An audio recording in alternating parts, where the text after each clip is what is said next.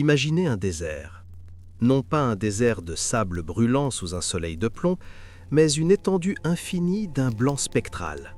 Un royaume de cristal où le temps semble s'être figé il y a des millions d'années. Là où le vent hurle avec une telle violence qu'il semble porter les cris de mondes disparus. Bienvenue en Antarctique. Ce n'est pas seulement un continent de glace, c'est une frontière, la dernière frontière de notre planète. Une terre qui ne veut pas de nous, une terre qui rejette la vie telle que nous la connaissons.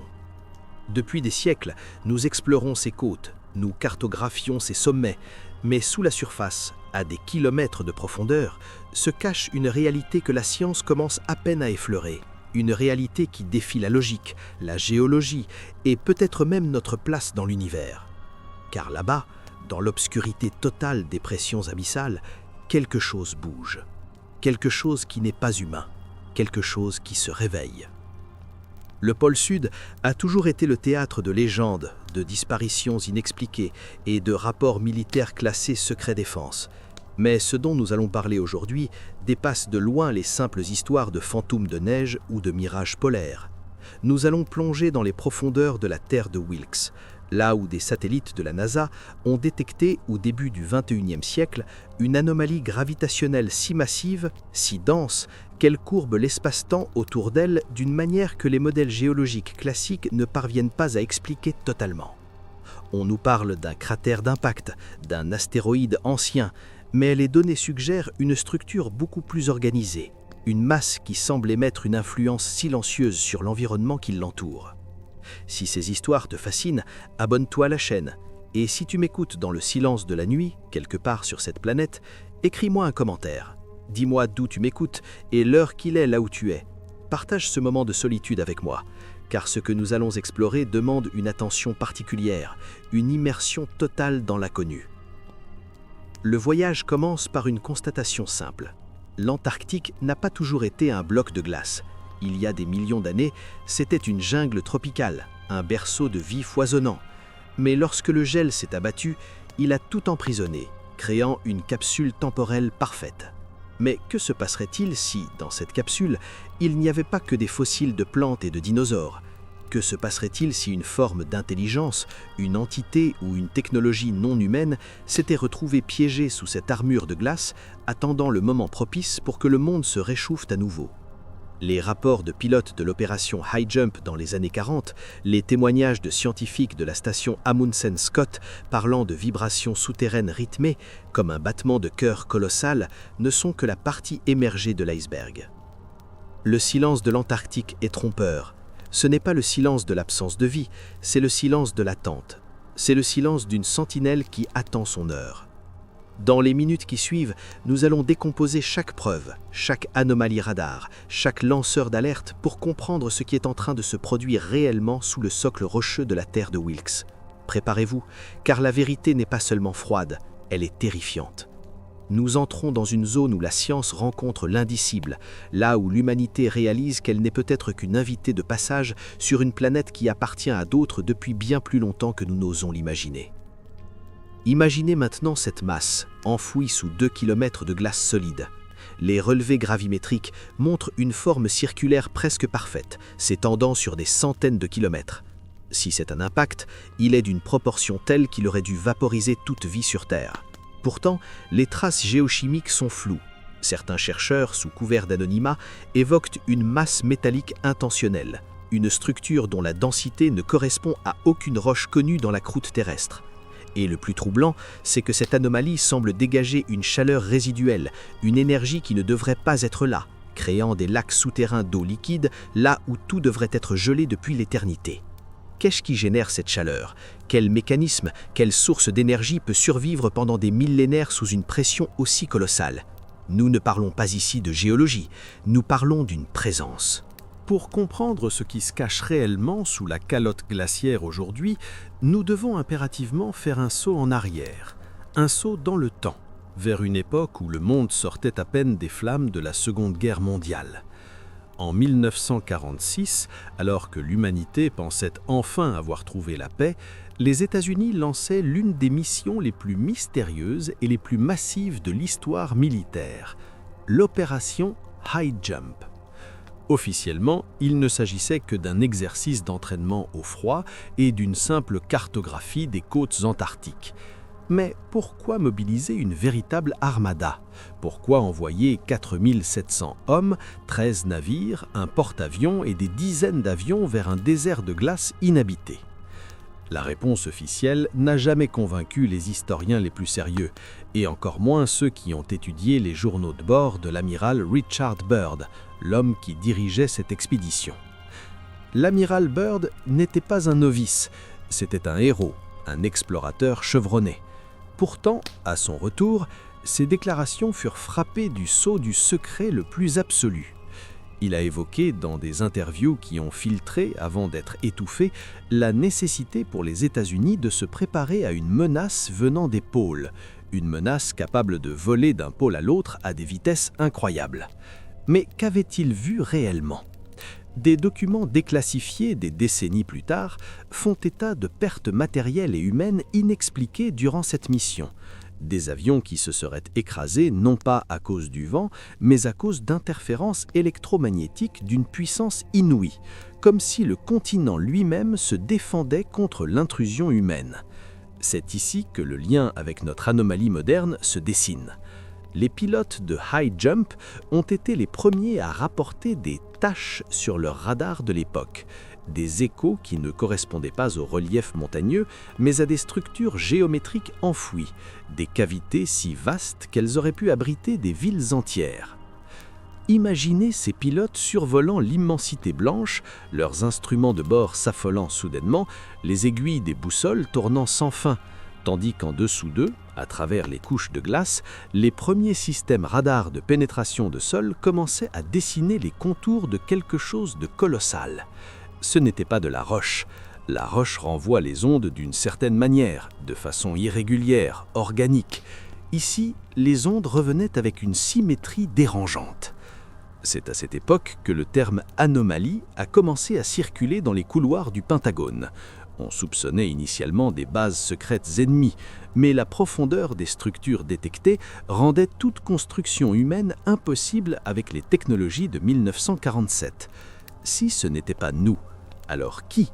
Qui possédait la technologie pour creuser, pour bâtir, pour s'installer sous des kilomètres de glace solide, là où la pression transformerait n'importe quelle structure d'acier en une canette de soda écrasée ? Le silence qui a suivi l'opération High Jump est peut-être la preuve la plus flagrante que quelque chose de non humain a été découvert. Pendant des décennies, l'Antarctique est devenue une zone de non-droit scientifique, protégée par des traités internationaux d'une rigidité suspecte. Pourquoi interdire le survol de certaines zones ? Pourquoi ces zones de protection environnementale stricte où aucun chercheur indépendant ne peut mettre les pieds ? Ce que les radars de Byrd avaient esquissé, les satellites modernes l'ont confirmé avec une précision terrifiante. Dans les années 70 et 80, les premières cartes thermiques de la Terre de Wilkes ont révélé des points chauds. Non pas des volcans, car l'activité sismique ne correspondait pas, mais des sources de chaleur localisées, stables, persistantes. Comme si une machinerie ancienne, une forme de vie ou un système de survie, s'était remise en marche. Dans le silence des laboratoires de géophysique, les données commençaient à hurler.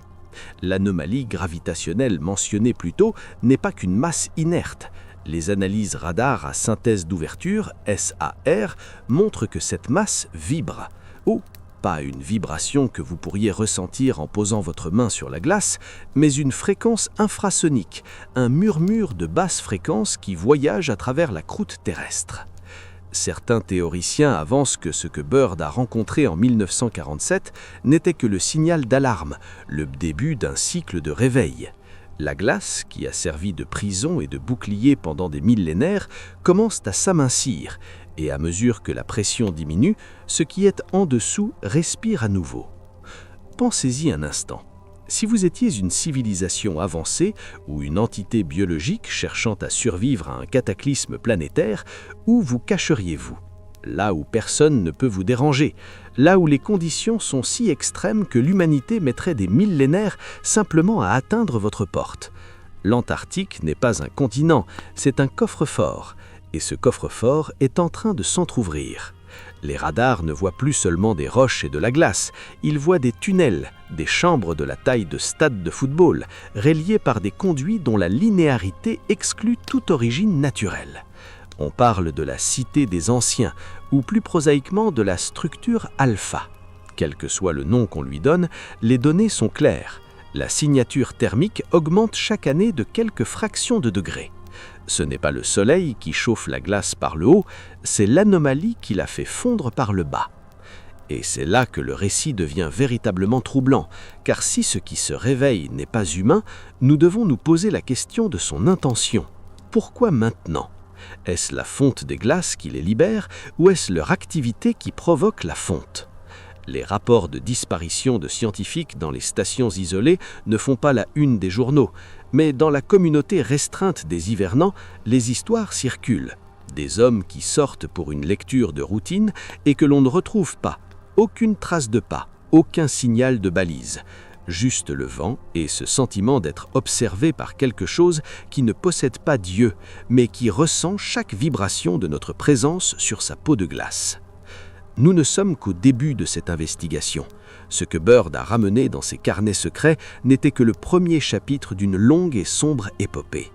Les radars ont parlé, la gravité a confirmé, et maintenant la chaleur témoigne. Quelque chose de colossal, de métallique et organique à la fois, est en train d'extraire de sa léthargie sous la terre de Wilkes. Et alors que nous continuons de regarder vers les étoiles pour trouver de la vie extraterrestre, nous oublions peut-être qu'elle est déjà là, sous nos pieds, séparée de nous par une simple couche de glace qui chaque jour devient un peu plus fine. Pour comprendre l'ampleur de ce qui est en train de se réveiller, il faut oublier la surface. Il faut imaginer ce qui se passe à 4000 mètres sous vos pieds, là où le socle rocheux de l'Antarctique rencontre la glace. Pendant longtemps, on a cru que cette interface était un désert gelé, une zone de contact inerte. Mais les radars de pénétration profonde et les échosondages ont révélé une réalité bien plus complexe. L'Antarctique est criblé de lacs. On en compte aujourd'hui plus de 400. Le plus célèbre d'entre eux, le lac Vostok, est une étendue d'eau liquide de la taille du lac Ontario, isolée de l'atmosphère terrestre depuis au moins 15 millions d'années. C'est ici, dans ces poches d'eau sombres et pressurisées, que les scientifiques ont découvert les premières preuves que l'anomalie n'est pas qu'une structure de métal ou de pierre, mais qu'elle possède une dimension biologique terrifiante. Lorsqu'une équipe de chercheurs russes a enfin réussi, après des années de forage périlleux, à atteindre les eaux du lac Vostok en 2012, ils s'attendaient à trouver quelques bactéries extrémophiles, des micro-organismes survivant péniblement dans le froid et l'obscurité. Ce qu'ils ont trouvé a été classé secret défense presque immédiatement par le Kremlin. Des fuites de l'époque parlaient d'une séquence ADN identifiée dans l'eau qui ne correspondait à rien dans la base de données de GenBank. Plus troublant encore, certains échantillons auraient contenu des traces de tissus complexes, des membranes capables de résister à des pressions qui écraseraient le titane. Mais le plus effrayant reste l'histoire, peut-être apocryphe mais persistante, de l'organisme 46B. Selon certains lanceurs d'alerte, cet organisme ne ressemblait à rien de connu. Une créature polymorphe capable de paralyser ses proies par télépathie ou par l'émission de fréquences spécifiques. Si cette histoire ressemble à un cauchemar de cinéma, elle pointe vers une réalité scientifique incontestable. L'eau de ces lacs sous-glaciaires est trop chaude. À cette profondeur, sans lumière solaire pour la photosynthèse, l'eau devrait être à peine au-dessus du point de congélation. Pourtant, les sondes thermiques indiquent des zones où l'eau atteint 18 degrés Celsius ou 20 degrés Celsius. Ce n'est pas une activité géothermique classique. La signature thermique est trop localisée, trop stable, comme si un réacteur ou un métabolisme titanesque maintenait cette température pour préserver un écosystème qui n'appartient pas à notre ère. Et c'est ici que l'anomalie de la Terre de Wilkes et les lacs sous-glaciaires se rejoignent. Les cartographies radars les plus récentes montrent que ces lacs ne sont pas isolés. Ils sont reliés par un réseau de tunnels et de rivières souterraines qui semblent converger vers un point central, le cœur de l'anomalie gravitationnelle. Imaginez un système circulatoire planétaire, une immense machine biologique et technologique dont les lacs seraient les organes. Ce qui se réveille sous la glace n'est pas un individu, c'est peut-être un système, une entité si vaste qu'elle s'étend sur des centaines de kilomètres de galeries glacées. Ceux qui ont travaillé sur les chantiers de forage parlent souvent d'un phénomène étrange appelé le champ de la glace. À mesure que les foreuses s'approchent des poches d'eau, les microphones de haute précision enregistrent des sons. Ce ne sont pas les craquements habituels des plaques tectoniques, ce sont des sons rythmés, des séquences de pulsations qui semblent répondre aux vibrations de la foreuse. Comme si, quelque part en bas, quelque chose nous entendait arriver. Quelque chose qui a été dérangé dans son sommeil millénaire par notre curiosité technologique. Les géologues appellent cela des harmoniques de friction, mais pour les techniciens sur place, c'est une communication non humaine. Imaginez une intelligence qui n'a pas besoin d'oxygène, qui n'a pas besoin de lumière, une intelligence qui s'est adaptée à la pression monumentale des abysses polaires. Si une telle entité existe, elle nous perçoit probablement comme nous percevons des microbes à la surface d'une vitre, des êtres éphémères, fragiles, s'agitant dans une mince pellicule d'atmosphère. Mais avec le réchauffement global, cette vitre est en train de se briser. La pression de la glace sur les lacs diminue, la prison de l'anomalie s'affaiblit. Et les relevés de gaz escapant des carottages montrent des concentrations de xénon et d'argon totalement anormales, des gaz souvent associés à des processus de fusion nucléaire ou à des technologies de propulsion avancées. Certains chercheurs russes et américains auraient, lors d'une réunion secrète à la station Amundsen-Scott, évoqué l'hypothèse que l'anomalie ne soit pas originaire de la Terre, mais qu'elle soit arrivée ici il y a des millions d'années, utilisant l'Antarctique comme un bunker de stockage à long terme. La glace n'était pas son ennemi, elle était son armure. En s'enfonçant sous le continent, cette chose s'est mise en état de stase, attendant que les conditions planétaires soient à nouveau favorables à son déploiement. Et qu'est-ce qui favorise ce déploiement? L'augmentation de la température et l'affaiblissement du champ magnétique terrestre, deux phénomènes que nous observons précisément aujourd'hui. Nous parlons ici de signatures biologiques impossibles, parce qu'elles défient la définition même de la vie organique. On a trouvé dans les sédiments proches de l'anomalie de Wilkes des molécules de carbone organisées en structures géométriques parfaites, des sortes de fullérenes qui agissent comme des semi-conducteurs. Est-ce de la vie? Est-ce de la machine? Ou est-ce une fusion des deux? Une forme de vie technologique qui a transcendé la chair pour devenir éternelle sous le linceul blanc. Le silence des autorités sur les carottages de la Terre de Wilkes est assourdissant. Alors que Mars et la Lune font les gros titres, le véritable premier contact est peut-être en train de se produire en silence à des kilomètres sous le pôle sud, dans l'obscurité moite d'un lac que l'homme n'aurait jamais dû ouvrir. Chaque mètre de glace que nous perdons est un verrou qui saute, et ce qui se trouve derrière la porte n'a pas de nom, n'a pas de visage, mais possède une puissance que nous ne pouvons même pas commencer à quantifier. Ce n'est pas seulement une anomalie géologique, c'est le réveil d'un ancien propriétaire qui n'a jamais vraiment quitté les lieux. Le silence de l'Antarctique n'est pas seulement une absence de bruit, c'est une présence étouffante qui pèse sur l'esprit de ceux qui y vivent. Mais pour les membres de la station 21, une base de forage temporaire installée en bordure de la terre de Wilkes dans les années 90, ce silence est devenu le prélude à une tragédie que les archives officielles ont tenté d'effacer. La station 21 n'était pas censée être exceptionnelle. Elle devait simplement effectuer des relevés sismiques pour une compagnie pétrolière sous contrat gouvernemental. Pourtant, en moins de 6 mois, le site a été évacué en urgence et 3 hommes manquaient à l'appel. Ce qui est resté derrière eux, dans les enregistrements audio et les journaux de bord, suggère que l'anomalie a commencé à interagir directement avec le psychisme des chercheurs. On parle souvent de la folie des glaces, un syndrome de désorientation dû à l'isolement extrême et à la lumière blanche constante. Mais ce qui s'est passé à la station 21 était différent. Les journaux personnels des disparus, dont certains fragments ont fuité via des forums de lanceurs d'alerte, décrivent une sensation de pénétration mentale. L'un des ingénieurs, Thomas C., écrivait dans ses dernières notes « Ce n'est pas le vent. Le vent ne murmure pas des noms en latin. Le vent n'essaye pas de vous convaincre que la glace est une porte. » Il décrivait des bourdonnements constants, des fréquences si basses qu'elles ne sont pas entendues par l'oreille, mais ressenties par les os. Ces vibrations, nous le savons maintenant, correspondent exactement aux signatures enregistrées près de l'anomalie de la Terre de Wilkes. Lors de l'évacuation, l'équipe de secours a trouvé la base dans un état de chaos inexplicable. Les instruments n'étaient pas cassés, ils étaient modifiés. Des circuits intégrés avaient été soudés ensemble d'une manière qui défiait toute logique électronique, créant des dispositifs dont la fonction semblait être de capter des signaux venant de la roche et non du ciel. Plus troublant encore, l'un des scientifiques restants a été retrouvé prostré dans un coin de la cantine, répétant inlassablement la même phrase « Elle ne dort plus, elle se déploie ». Ce témoignage, comme tant d'autres, a été enterré sous le secret médical militaire, mais il pointe vers une réalité dérangeante. L'anomalie sous la glace ne se contente pas d'exister, elle émet. Est-ce une forme de communication ? Certains experts en exobiologie pensent que si une intelligence non humaine est restée en stase pendant des millénaires, ses premiers signes de réveil ne seraient pas physiques, mais énergétiques. Une émission de champs électromagnétiques qui affecterait les ondes cérébrales humaines, lesquelles fonctionnent sur des fréquences similaires. Cela expliquerait les hallucinations collectives rapportées par plusieurs expéditions indépendantes. Les hommes ne voient pas des monstres, ils voient des géométries, des cités de lumière, des paysages qui n'appartiennent pas à la Terre. C'est comme si l'anomalie projetait sa propre mémoire sur l'esprit de ceux qui s'approchent trop près. Pourtant, les autorités continuent de nier. Chaque fois qu'une équipe de recherche indépendante tente de s'approcher de la zone de l'anomalie de Wilkes avec des équipements de pointe, elle se heurte à des interdictions de vol ou à des exercices militaires imprévus.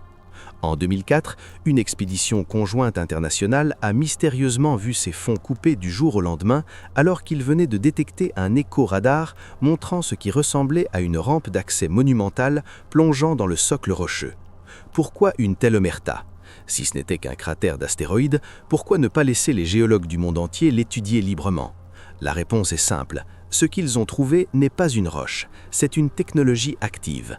Les rares survivants de ces expéditions secrètes, qui ont accepté de parler sous couvert d'anonymat, décrivent une atmosphère de guerre froide psychologique. Ils racontent comment des agents en civil, sans un signe, venaient saisir les disques durs avant même que les données ne soient analysées. L'un de ces témoins raconte avoir vu une vidéo prise par un drone sous-glacial. Il y voyait des parois lisses, semblables à de l'obsidienne, mais parcourues de veines luminescentes bleutées. Ce n'était pas de la pierre taillée, c'était une structure qui semblait avoir poussé de manière organique, une architecture biologique qui n'utilise pas le béton ou l'acier, mais la manipulation de la matière à l'échelle atomique. Ce qui se réveille sous la glace n'est pas humain, car l'humain a besoin de lumière, de chaleur et d'air. Ce qui est là-bas se nourrit de la pression, du froid absolu et de l'énergie géothermique profonde. Et maintenant que nous avons foré, que nous avons envoyé des ondes, que nous avons pollué le silence de l'Antarctique, nous avons agi comme un réveil matin pour une entité qui ne connaît pas la diplomatie. Les disparitions de la station 21 ne sont que les premières d'une liste qui ne cesse de s'allonger, mais dont personne ne parle. Dans les couloirs des grandes agences spatiales, on ne regarde plus vers Mars avec la même urgence. L'urgence est ici, en bas. Car si cette chose décide de terminer son réveil, la glace ne sera plus une prison, elle sera un projectile. Le témoignage le plus glaçant reste celui d'un ancien officier de liaison de la NSF affirmant que l'anomalie de la Terre de Wilkes n'était que le sommet de l'iceberg. Selon lui, il existe des relais partitus sur tout le continent, des points de résonance qui s'activent les uns après les autres. Le pôle sud est en train de devenir un immense émetteur, une balise qui appelle quelque chose ou quelqu'un. Et alors que nous nous battons pour des ressources surface, nous ne réalisons pas que le véritable pouvoir est en train de se lever dans les profondeurs, indifférent à nos brontières et à nos armées. Si les disparitions et les anomalies radars ne suffisaient pas à ébranler notre compréhension de l'Antarctique, les images satellites de haute résolution obtenues par les capteurs thermiques et les lidars de dernière génération ont fini par briser le dernier rempart de la logique conventionnelle. Sous les couches de glace de la Terre de Wilkes, là où l'anomalie gravitationnelle exerce sa force invisible, les ordinateurs ont reconstruit des formes que la nature est incapable de produire seule. Nous ne parlons pas ici de formations rocheuses érodées ou de failles tectoniques, mais de structures géométriques d'une précision effrayante.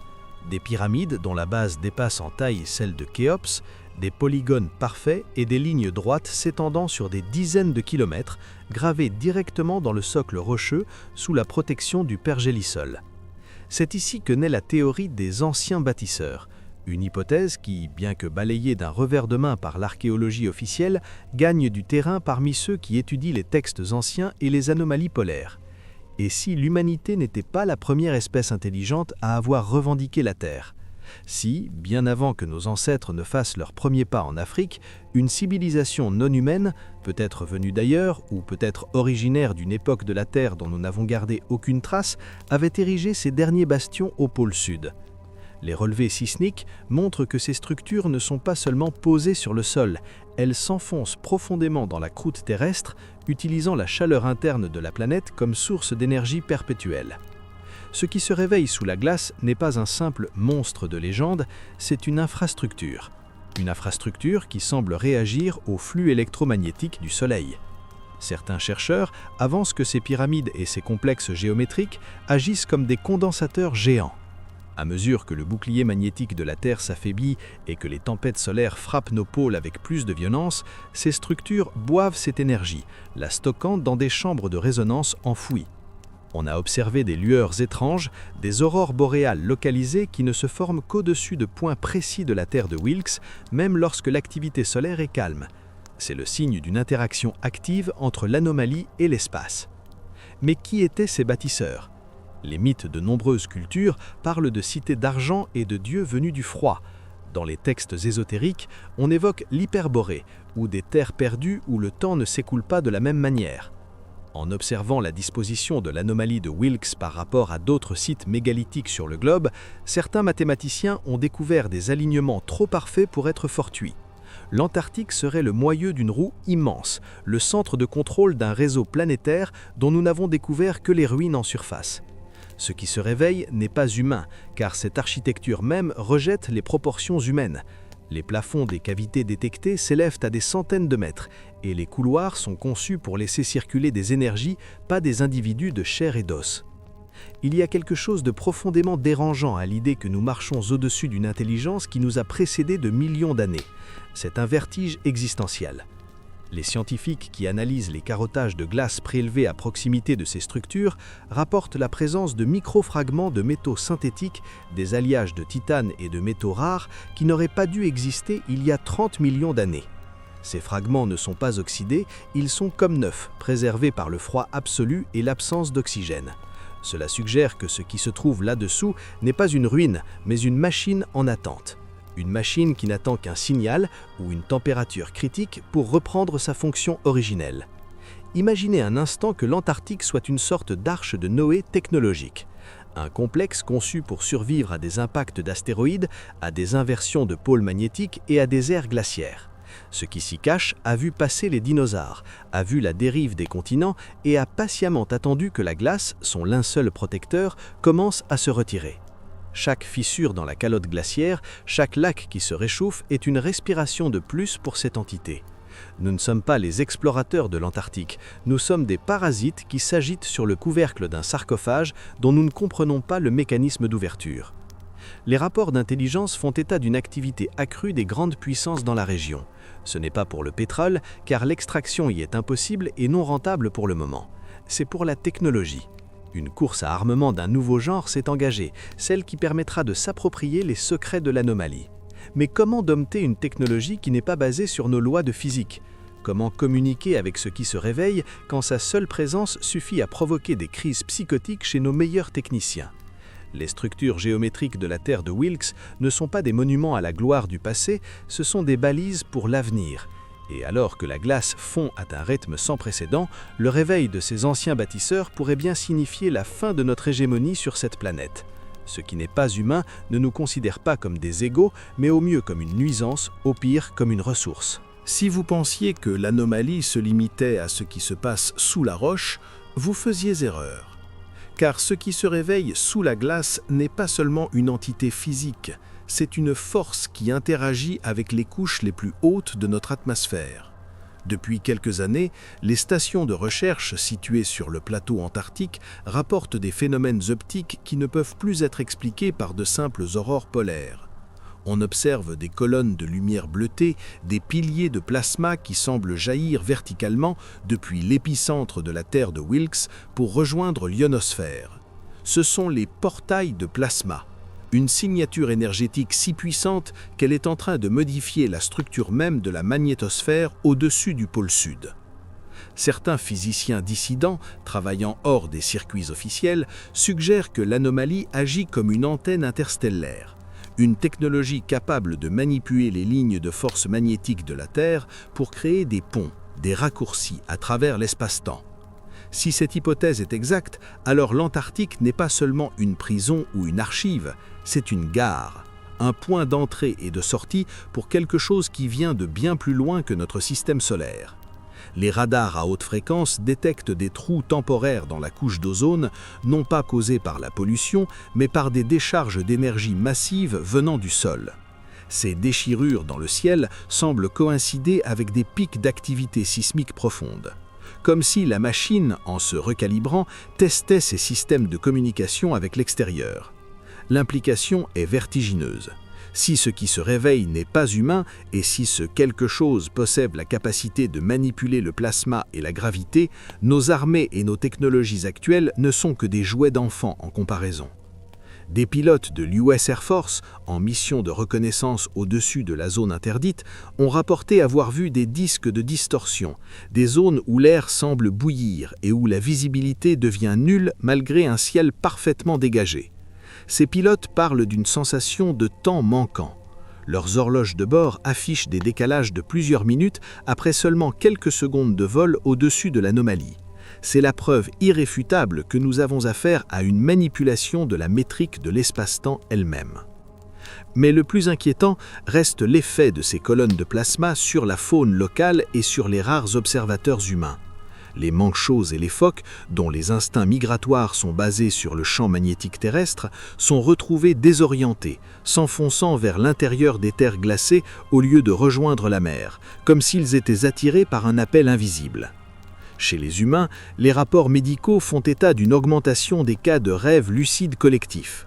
Des équipes entières de techniciens à la station Scott Amundsen ont rapporté avoir fait le même rêve, la même nuit. Une vision d'un ciel noir où brillaient 3 soleils, et une voix, une fréquence murmurant des coordonnées stellaires que personne n'est capable de traduire. L'anomalie est en train de hacker le système d'exploitation de notre planète. Elle utilise le fer liquide du noyau terrestre et les courants électrojets des pôles pour s'auto-alimenter. Nous ne sommes plus dans le domaine de la science-fiction, mais dans celui d'une invasion silencieuse, une invasion qui ne nécessite pas de vaisseaux spatiaux ou de armées de robots, car elle se produit au niveau vibratoire.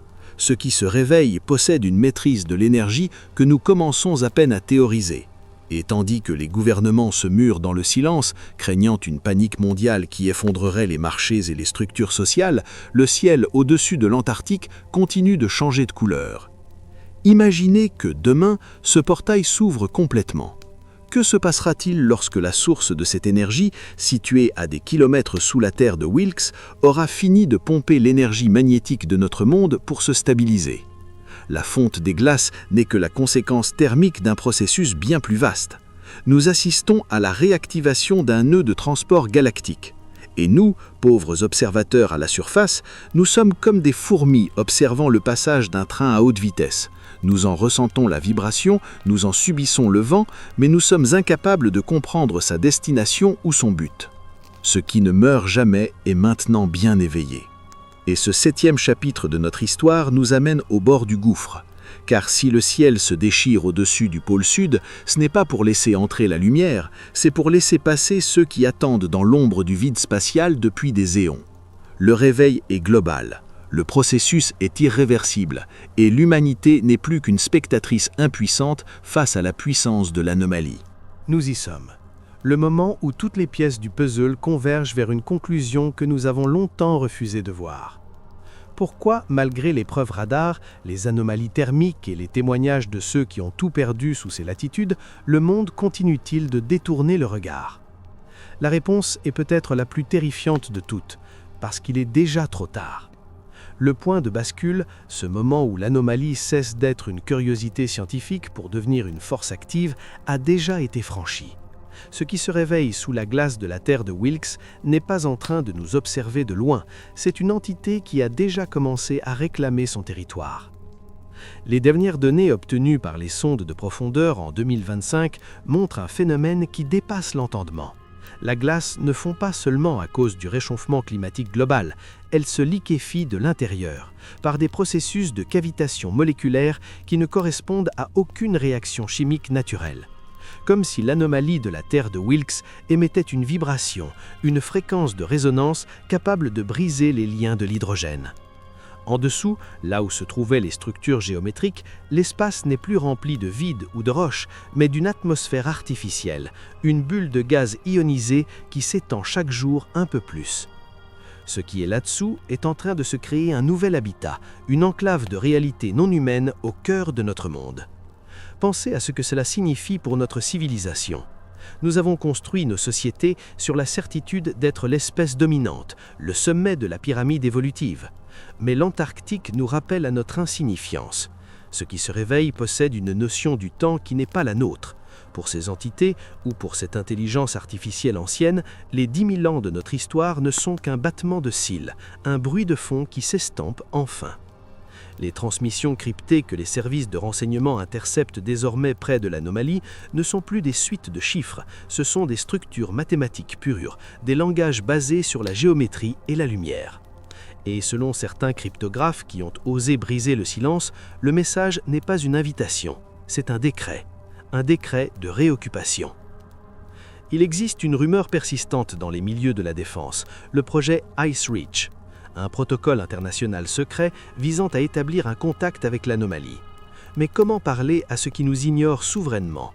Tous nos efforts de communication ont été accueillis par un silence de plomb ou par des décharges électromagnétiques qui ont grillé les circuits de nos drones les plus sophistiqués. Nous ne sommes pas des interlocuteurs pour ceux qui se cachent sous la terre de Wilkes, nous sommes tout au plus des intrus qui ont accidentellement activé un système de sécurité planétaire. Et alors que la glace, ce rempart de 2 millénaires, s'effondre en morceaux de la taille de pays, l'armure de la Terre se brise, révélant un visage que nous n'étions pas prêts à voir.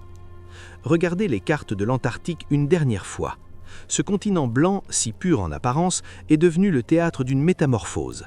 Les lacs dont nous parlions plus tôt ne sont plus des poches d'eau mortes, ils sont devenus des incubateurs. Des témoins rapportent des silhouettes étranges, des formes organiques et mécaniques entremêlées, émergeant des crevasses profondes avant de disparaître dans les tempêtes de neige. Ce qui se réveille n'a pas besoin de nos villes, de notre oxygène ou de nos richesses, il a besoin du silence des profondeurs et de l'énergie brute de la Terre. L'anomalie du pôle Sud est le signe que la Terre possède une mémoire et que cette mémoire est en train de reprendre vie. Pour conclure ce voyage dans l'inconnu, nous devons accepter une vérité amère. L'humanité a toujours cru qu'elle découvrirait la vie extraterrestre en regardant les étoiles, avec des télescopes pointés vers des galaxies lointaines. Quelle ironie de réaliser que la réponse a toujours été ici, sous nos pieds, dans l'endroit le plus froid et le plus désolé de notre propre maison. Nous ne sommes pas seuls, et nous ne l'avions jamais été. Nous partagions simplement la planète avec un propriétaire en état de stase. Alors, ce soir, quand vous regarderez les images satellites de ces grandes étendues blanches, rappelez-vous que sous cette surface immaculée, des machines anciennes ronronnent, des cœurs non humains battent à nouveau, et une intelligence dont nous ne pouvons même pas concevoir les intentions est en train de redessiner les contours de notre avenir. La glace ne reviendra pas, le secret ne peut plus être gardé. L'anomalie du pôle Sud est réveillée et le monde que nous connaissions est en train de fondre avec elle. Restez vigilants. Car si la science nous apporte des réponses, le silence de l'Antarctique, lui, nous apporte des avertissements. Ce qui se cache sous la glace n'est pas humain, et il ne fait que commencer. Merci de m'avoir accompagné dans ce voyage aux frontières du réel. N'oubliez pas d'écrire en commentaire d'où vous écoutez ce récit et ce que vous ressentez à l'idée que nous ne soyons pas les seuls maîtres de cette terre. Le mystère est vaste, et nous ne faisons que commencer à l'explorer.